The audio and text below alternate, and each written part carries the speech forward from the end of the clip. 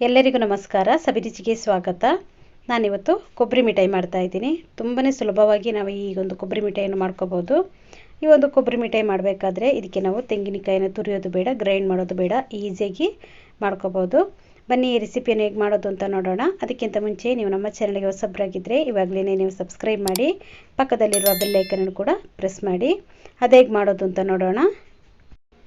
ಮೊದಲನೇದಾಗಿ ನಾನಿಲ್ಲಿ ಕೊಬ್ಬರಿ ಮಿಠಾಯಿಗೆ ಬೇಕಾಗಿರುವಂಥ ಪದಾರ್ಥಗಳನ್ನೆಲ್ಲ ತಗೊಂಡಿದ್ದೀನಿ.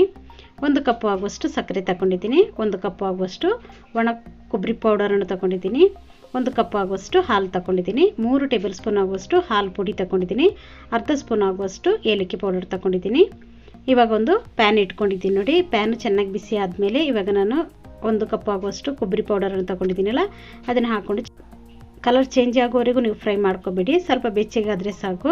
ನಾವು ಕೈಯಲ್ಲಿ ಮುಟ್ಟಬೇಕಾದ್ರೆ ನಮಗೆ ಬಿಸಿ ತಗಲಿದ್ರೆ ಸಾಕು, ಅಷ್ಟು ನಾವು ಮಾಡಿಕೊಂಡ್ರೆ ಸಾಕಾಗುತ್ತೆ ನೋಡಿ. ಇವಾಗ ಬೆಚ್ಚಗಾಗಿದೆ, ಇಷ್ಟ ಆದರೆ ಸಾಕು.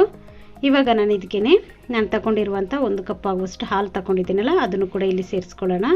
ಹಾಲನ್ನು ಹಾಕ್ಕೊಂಡು ಇದನ್ನು ಚೆನ್ನಾಗಿ ಮಿಕ್ಸ್ ಮಾಡ್ತಾ ಇರಬೇಕು. ಆವಾಗ ಈ ತೆಂಗಿನಕಾಯಿ ಈ ಹಾಲನ್ನೆಲ್ಲ ಚೆನ್ನಾಗಿ ಹೀರ್ಕೊಳ್ಳುತ್ತೆ.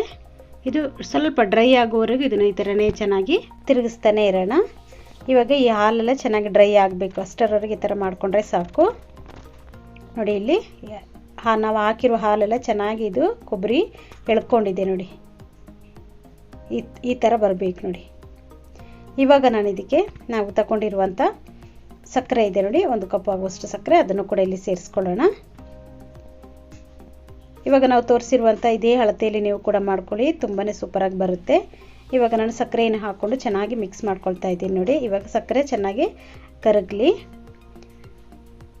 ಸ್ವಲ್ಪ ನಾವು ಈ ಥರ ತಿರುಗಿಸ್ತಾನೆ ಇರಬೇಕು ಇದನ್ನು, ಇಲ್ಲಾಂದರೆ ತಳ ಹಿಡ್ದು ಬಿಡುತ್ತೆ. ಅದಕ್ಕೋಸ್ಕರ ನೋಡಿ ಈ ಥರ ಮಾಡ್ತಾನೆ ಇರಬೇಕು ನೋಡಿ. ಇಲ್ಲಿ ಸಕ್ಕರೆ ಎಲ್ಲ ಚೆನ್ನಾಗಿ ಕರಗ್ತಾ ಇದೆ ನೋಡಿ, ತೆಳುವು ಆಗೋಗಿದೆ ನೋಡಿ.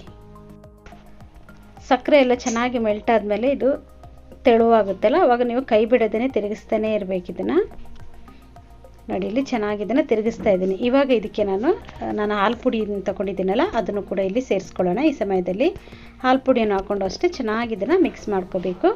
ಇವಾಗ ಇದು ಸ್ವಲ್ಪ ಗಟ್ಟಿಯಾಗಿ ಆಗಬೇಕು, ಅಷ್ಟರವರೆಗೆ ನಾವು ಇದನ್ನು ತಿರುಗಿಸ್ತಾನೆ ಇರೋಣ ನೋಡಿ. ಇಲ್ಲಿ ಚೆನ್ನಾಗಿದು ಮಿಕ್ಸ್ ಆಗ್ತಾ ಇದೆ, ಚೆನ್ನಾಗಿದು ಸ್ವಲ್ಪ ತಿಕ್ಕಾಗ್ತಾ ಇದೆ ನೋಡಿ. ಇನ್ನೂ ಸ್ವಲ್ಪ ಇದು ತಿಕ್ಕಾಗಿ ತಳ ಎಲ್ಲ ನೀಟಾಗಿ ಬಿಟ್ಕೋಬೇಕು, ಅಷ್ಟರವರೆಗೆ ನಾವು ಇದನ್ನು ಈ ಥರನೇ ಮಾಡ್ಕೋಬೇಕು ನೋಡಿ. ಇಲ್ಲಿ ತಿಕ್ಕಾಗ್ತಾ ಇದೆ ನೋಡಿ.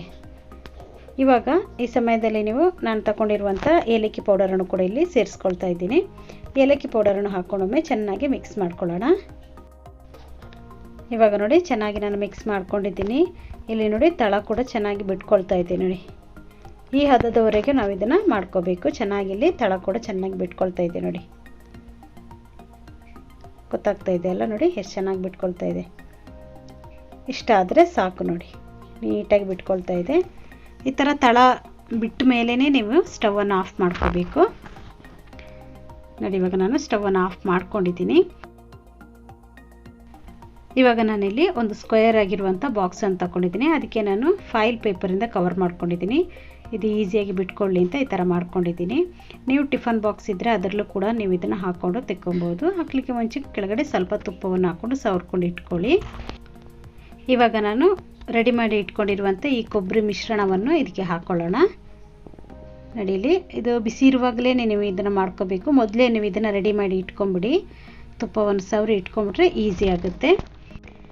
ಬಿಸಿ ಇರುವಾಗಲೇ ನೀವು ಇದನ್ನು ನೀಟಾಗಿ ಇದನ್ನು ಮಾಡ್ಕೊಳ್ಳಿ, ಸಮವಾಗಿ ಮಾಡ್ಕೋಬೇಕು. ಆವಾಗ ಇದು ನೀಟಾಗಿ ನಾವು ಕಟ್ ಮಾಡುವಾಗಲೂ ಅಷ್ಟೇ ಒಂದೇ ಶೇಪಲ್ಲಿರುತ್ತೆ. ಅದಕ್ಕೋಸ್ಕರ ಈ ಥರ ಚೆನ್ನಾಗಿ ನೀವು ಮಾಡ್ಕೋಬೇಕು. ಇವಾಗ ಇದನ್ನು ಸಮವಾಗಿ ಮಾಡ್ಕೊಳ್ತಾ ಇದ್ದೀನಿ ನೋಡಿ. ಇವಾಗ ನೋಡಿ ನಾನು ಕ್ಲೀನಾಗಿ ಸಮವಾಗಿ ಮಾಡ್ಕೊಂಡಿದ್ದೀನಿ.